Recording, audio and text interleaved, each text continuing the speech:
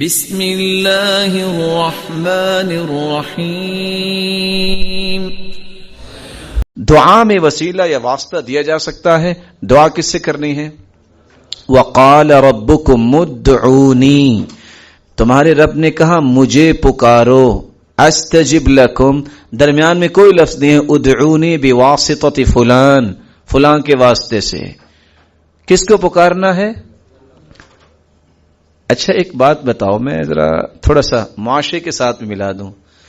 اگر آپ کی موبائل آپ کی جیب میں ہے، آپ جب کال کرتے ہیں تو ڈائریکٹ جاتی ہے کہ راستے میں کوئی سنتا ہے؟ اگر آپریٹر سن رہا ہو، جیسے پہلے وہ لینڈ لائن تھے تو غصہ آتا تھا نا، وہ بعض لوگ کچھ ایسی باتیں بھی بیان کر دیتے جس میں سبق نکلاتا ہے۔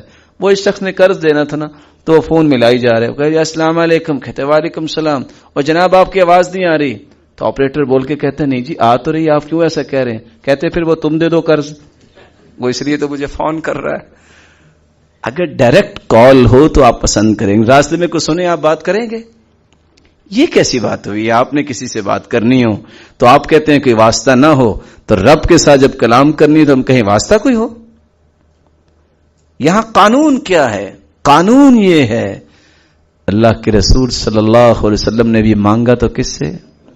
ڈائریکٹ اللہ سے، کوئی واسطہ نہیں، کوئی واسطہ نہیں ہے۔ واسطہ کیا ہے؟ آپ دعا اللہ رب العزت سے ہی کریں گے۔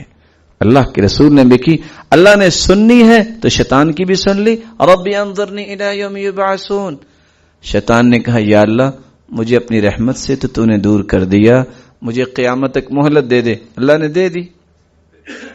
نہیں سنی تو نوح علیہ الصلوۃ والسلام کی بھی آپ نے قبول نہیں کی، فرمایا انہ لیس من اہلک، یہ تیرا بیٹا تیرے اہل میں سے نہیں ہے، انہ عمل غیر صالح، اس کے اعمال اچھے نہیں ہیں، انی اعوذک ان تکون من الجاہلین، اور میں یہ نصیحت کرتا ہوں دوبارہ اس طرح کا سوال نہ کرنا، انبیاء کی لسٹ سے کہیں نام کٹ نہ جائے اور جاہلوں کی لسٹ میں نہ لکھ دیا جائے۔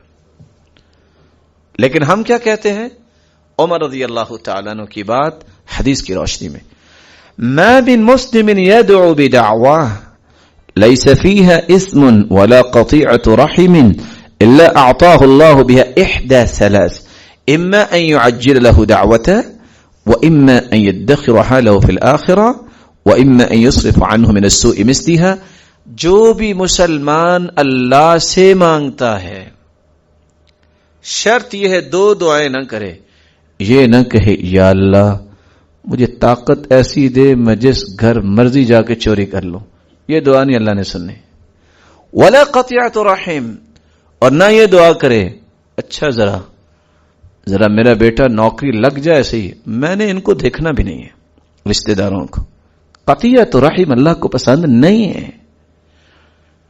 جو بھی دعا کرے ان دو گناہوں کی دعا نہ کرے، اللہ رب العزت تین چیزوں میں سے ایک چیز عطا کرتے ہیں، یا فوراً قبول کر لیتے ہیں، یا قیامت کے دن کے لیے ذخیرہ کر لیتے ہیں۔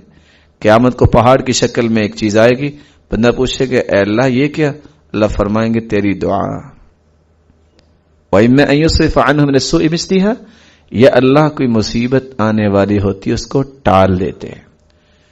ویسے وسیلہ جو ہے اللہ کی ذات کا، اللہ کی صفات کا وسیلہ دیں گے ہم، یا وسیلہ پیش کریں گے تو ہم کیا کہیں گے؟ بدعاء رجل صالح، نیک آدمی سے دعا کروائیں گے، جیسا کہ صحابہ نے کروائی، عباس رضی اللہ تعالیٰ عنہ سے۔ یا وسیلہ ہم دیں گے اتقوا اللہ وابتغوا الیہ الوسیلہ، اتقوا اللہ، تقوی یہ وسیلہ بن گیا۔ تین لوگ غار میں چھپ گئے تھے تو انہوں نے اس مصیبت سے بچنے کے لیے وسیلہ کیا پیش کیا؟ اپنا اپنا نیک عمل۔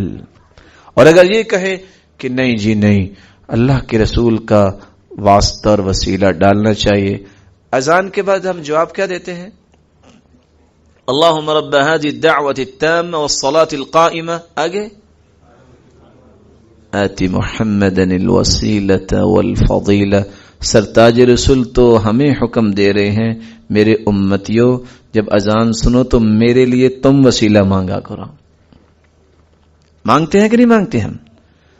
الوسیلہ والفضیلہ وبعث مقاما محمودا الذی وعدتہ، اس لیے کسی کا اس طرح وسیلہ دینا جائز نہیں، اللہ کی ذات اور صفات یا کسی نیک آدمی سے دعا کروانا یا اپنے نیک عمل کا وسیلہ، یہ 3 وسیلے ہی شریعت میں جائز ہیں، باقی جائز نہیں۔